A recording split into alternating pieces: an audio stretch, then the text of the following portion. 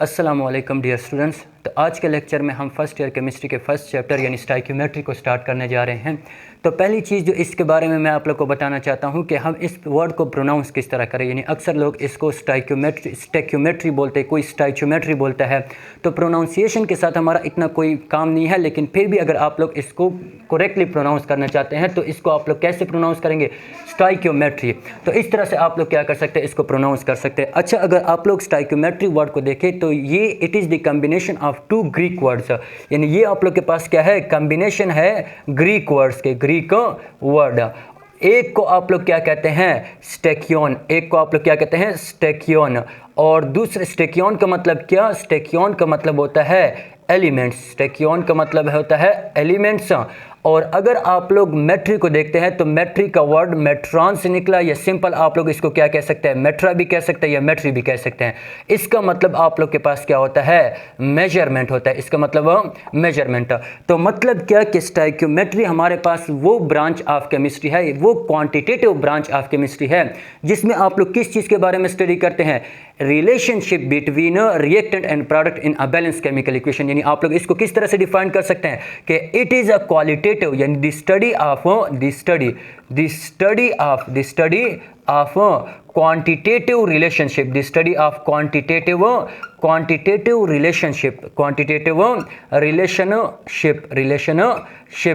relationship between reactant and product in a balanced chemical equation, chemical equation. एक balanced chemical equation में reactant और product के दरमियान जो क्वांटिटेटिव रिलेशनशिप होती है, इसको आप लोग क्या कहते हैं, स्टाइक्योमेट्री। यानी सिंपल अल्फाज में अगर मैं आप लोगों को समझाना चाहूँ तो इस चैप्टर में हम ये पढ़ेंगे, अमाउंट्स के बारे में पढ़ेंगे कि कितने अमाउंट्स में रिएक्टेंट आप लोगों ने लिया, कितने अमाउंट्स में प्रोडक्ट आप लोग के पास क्या कर रहा है, क्या हो रहा है, बन रहा है। तो अगर आप लोग देखिए इस डिफिनीशन की अगर हम एक्सप्लेनेशन को करें तो आप लोग के पास यहाँ पे एक वर्ड यूज हुआ है स्टडी का।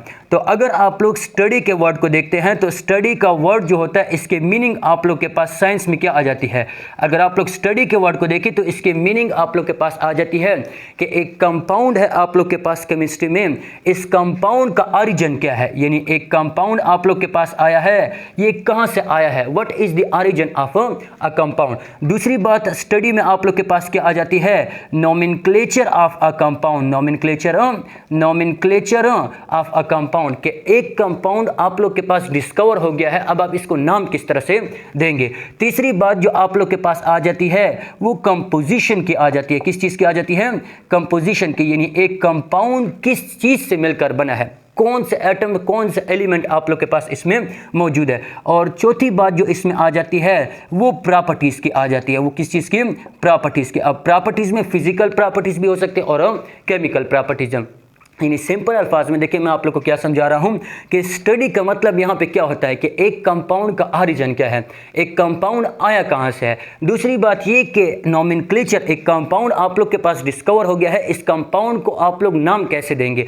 तीसरी बात, एक ये कंपाउंड जो डिस्कवर हुआ है इसकी कंपोजिशन क्या है, ये कौन से एटम से या कौन से एलिमेंट से मिलकर बना है। और चौथी बात ये कि इस कंपाउंड की प्रॉपर्टी क्या है। अब प्रॉपर्टीज में फिजिकल प्रॉपर्टी भी आ जाती है, यानी जिसमें हम state, melting point, boiling point वगैरह को डिस्कस करते हैं। और केमिकल प्रॉपर्टीज भी आ जाती है जिसमें आप लोग क्या करते हैं, बॉन्ड को डिस्कस करते हैं कि एक कंपाउंड में कौन सा जो है वो बॉन्ड प्रेजेंट होगा। फॉर एग्जांपल मैं आपको एग्जांपल समझा देता हूं। फॉर एग्जांपल आप लोग के पास है CH4, मीथेन, एक कंपाउंड है जिसको आप लोग क्या कहते हैं, मीथेन कहते हैं। तो मीथेन को अगर आप लोग देखें, मीथेन का ओरिजिन आप लोग के पास क्या होता है, मार्श गैस होता है, मार्श गैस। तो ये कंपाउंड आप लोग के पास मौजूद है, ये कहां से आप लोग के पास आता है, मार्श गैस से। दूसरी बात यह कि इस कंपाउंड को आप लोग नाम किस तरह से देते हैं, मीथेन गैस को हम जनरली नाम मीथेन ही देते हैं। तो अगर आप लोग देखिए इसकी कंपोजिशन, तो इसकी कंपोजिशन में आप लोग के पास क्या आ जाता है कि it is made up of carbon and hydrogen. 4 hydrogen और 1 कार्बन आपस में मिलते हैं तो आप लोग के पास फॉर्मेशन होती है किस चीज की, मीथेन की। और चौथी बात यह कि अगर आप लोग इसकी प्रॉपर्टी को देखें तो प्रॉपर्टी में आप लोग के पास फिजिकल भी और केमिकल भी है। तो फिजिकल प्रॉपर्टीज में आप लोग के पास क्या आ जाता है कि इसका जो स्टेट होता है ये आप लोग के पास किस स्टेट में होता है, गैसियस स्टेट में होता है, यानी मीथेन आप लोग के पास क्या है, एक गैस है। तो स्टडी का मतलब यहाँ पे आप लोग के पास ये होता है। अच्छा, यहाँ पे हमने क्वांटिटेटिव का वर्ड यूज किया है, तो क्वांटिटेटिव का मतलब क्या होता है? देखिए केमिस्ट्री में आप लोग के पास 2 टाइप के एनालिसिस होते हैं। एक को आप लोग क्या कहते हैं, क्वांटिटेटिव एनालिसिस, और एक को आप लोग क्या कहते हैं, क्वालिटेटिव एनालिसिस। फॉर एग्जांपल देखिए, मैं आप लोग को एक सोल्यूशन देता हूं और आप सोल्यूशन में क्या है, यहां पे आप लोग के पास पानी है सोल्यूशन में। अब आपको और कुछ नहीं पता कि इस सोल्यूशन में आप लोग के पास क्या मौजूद है। अब अगर मैं आप लोगों से पूछूं कि इस सोल्यूशन में क्या मौजूद है, तो आप लोग क्या करेंगे, इस पानी को टेस्ट कर लेंगे। जब पानी को टेस्ट करेंगे तो 2 पॉसिबिलिटी है, या तो ये पानी क्या होगा, मीठा होगा, या ये पानी क्या होगा, खट्टा होगा। अगर पानी मीठा हुआ तो आप लोग क्या कहेंगे कि इसमें चीनी मौजूद है, और अगर पानी खट्टा हुआ तो आप लोग क्या कहेंगे कि इसमें नमक मौजूद है। तो इस टाइप ऑफ एनालिसिस को आप लोग क्या कहते हैं, qualitative analysis. Qualitative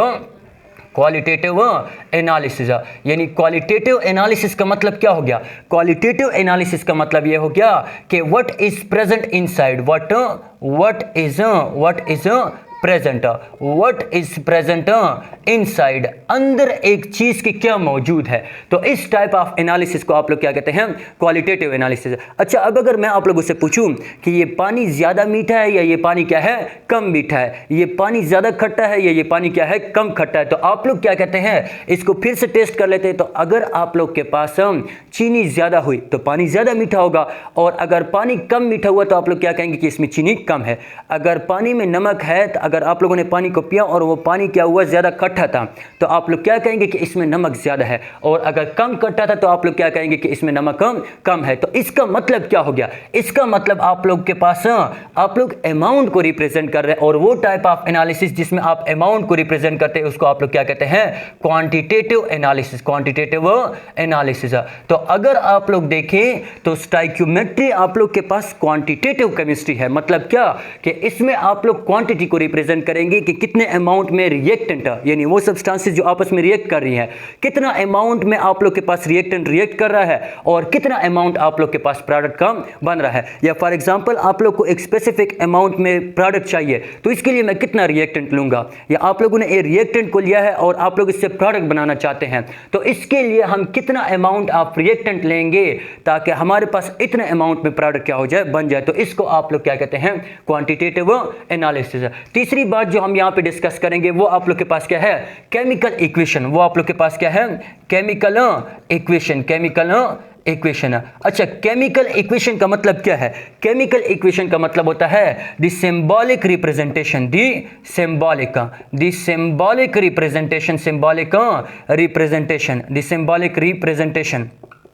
the symbolic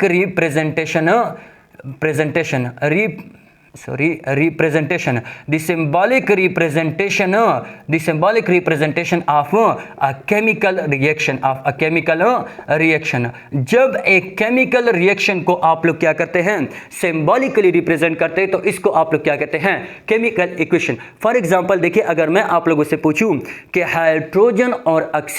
hydrogen and oxygen react with each other to form water, hydrogen और ऑक्सीजन क्या करते हैं, एक दूसरे के साथ रिएक्ट करते हैं, और आप लोग के पास किस चीज की फॉर्मेशन होती है, वाटर की। तो अब अगर आप लोगों से मैं देखूं, अगर आप लोग खुद देख रहे हैं कि अगर मैं लिखूंगा हाइड्रोजन प्लस ऑक्सीजन लिखूंगा और फिर क्या करूंगा, इसको कन्वर्ट करूंगा वाटर में, तो आप लोग के पास टाइम भी ज्यादा लगेगा और साथ साथ ज्यादा स्पेस आप लोग के पास क्या होगी, कवर्ड होगी। तो सिंपली मैं क्या लिख देता हूं कि H2 और O2 ये आप लोग के पास रिएक्ट कर रहे हैं और कन्वर्ट हो रहे हैं किस चीज में, H2O में कन्वर्ट हो रहे हैं। तो इस रिएक्शन को अगर मैं बैलेंस करना चाहता हूं तो यहां पे आप लोग क्या लिख देंगे, 2 लिख देंगे, और यहां पे भी आप लोग क्या लिख देंगे, 2। तो इस चीज को आप लोग क्या कहते हैं कि देखिए एक केमिकल रिएक्शन हो रहा है, केमिकल चेंज हो रहा है। Chemical reaction means chemical change. जब आप एक केमिकल चेंज को रिप्रेजेंट करते हैं किस चीज में, सिंबॉलिकली, तो इसको आप लोग क्या कहते हैं, केमिकल इक्वेशन कहते हैं। अब देखिए केमिकल इक्वेशन के कुछ फायदे होते हैं और कुछ आप लोग के पास क्या होते हैं, नुकसान होते हैं। फायदा आप लोग के पास क्या होता है कि आप लोग शॉर्ट टाइम में बड़ी चीज को क्या कर लेते हैं, कवर कर लेते हैं। यानी अगर मैं पहले यहां पे हाइड्रोजन लिखूं, वाटर लिखूं, और हाइड्रोजन लिखूं, ऑक्सीजन लिखूं और ये कन्वर्ट हो रहे हैं प्रोडक्ट में, तो आप लोग के पास टाइम भी ज़्यादा लगेगा, स्पेस भी आप लोग के पास ज़्यादा लगेगी। और अब अगर इसको मैं शॉर्टकट में लिखूंगा तो आप लोग के पास टाइम भी कम लगेगा और स्पेस भी आप लोग के पास क्या होगा, कम होगा। और तीसरी बात ये कि ये अमाउंट को भी आप लोग के पास बता रहा है कि कितने अमाउंट आप लोग के पास रिएक्टेंट का रिएक्ट कर रहे हैं और कन्वर्ट हो रहे हैं किस चीज़ में, प्रोडक्ट में। लेकिन इसके कुछ क्या होते हैं, डिमेरिट्स या डिसएडवांटेजेस भी होते हैं। जैसे इस रिएक्शन को अगर आप लोग देखिए तो ये आप लोग के पास रिएक्टेंट या प्रोडक्ट के स्टेट को मेंशन बताता नहीं है कि इसमें जो रिएक्टेंट रिएक्ट कर रहे हैं या प्रोडक्ट क्या कर रहे हैं, रिएक्ट कर रहे हैं, इसका स्टेट क्या होगा, ये लिक्विड स्टेट में होंगे, ये गैसियस स्टेट में होंगे, ये आप लोग के पास क्या होंगे, सॉलिड स्टेट में होंगे। So a chemical equation do not give या doesn't give any information about state of reactant and product. ये आप लोग के पास कंडीशन के बारे में भी नहीं बताता, यानी एक आप लोग के पास यानी chemical reaction doesn't give any information about state के बारे में कोई रिएक्शन आप लोग को नहीं देता। दूसरी बात ये कि it doesn't give any information about the condition. यहाँ पे आप लोग के पास ये रिएक्शन आप लोग करवा रहे हैं, इस रिएक्शन के लिए कंडीशन क्या होगी, मतलब ये टेम्परेचर हाई रिक्वायर्ड होगा, टेम्परेचर कम रिक्वायर्ड होगा, प्रेशर हाई रिक्वायर्ड होगा या प्रेशर क्या होगा, कम रिक्वायर्ड होगा। तीसरी बात ये कि यहाँ पे कैटलिस्ट यूज होगा या नहीं होगा, तो ये सारी चीजें आप लोग को कौन नहीं बताता, एक केमिकल इक्वेशन जो है वो नहीं बताता। तो अक्सर औकात देखिए आप लोगों ने यहाँ पे लिखा होता है कि यहाँ पे ये कैटलिस्ट यूज हो रहा है, इतनी हीट, वो एक्सपेरिमेंटल होता है। एक केमिकल इक्वेशन आप लोग को ये नहीं बताता, वो एक्सपेरिमेंट से आप लोग कहते हैं कि ये रिएक्शन जो है वो हाई टेम्परेचर पे हुआ है या ये रिएक्शन जो है आप लोग के पास क्या हुआ है, लो टेम्परेचर पे। तीसरी बात ये कि ये आप लोग को इंफॉर्मेशन नहीं देता किस चीज के बारे में, heat evolved in a reaction, heat evolved in a reaction, मतलब क्या कि अभी आप लोग को ये पता नहीं चल रहा है कि इसमें कितनी हीट क्या हो रही है, एब्जॉर्ब हो रही है और कितनी हीट आप लोग के पास क्या हो रही है, रिलीज हो रही है। तो एक केमिकल इक्वेशन से आप लोग को हीट एवॉल्व या हीट एब्जॉर्ब आप लोग को पता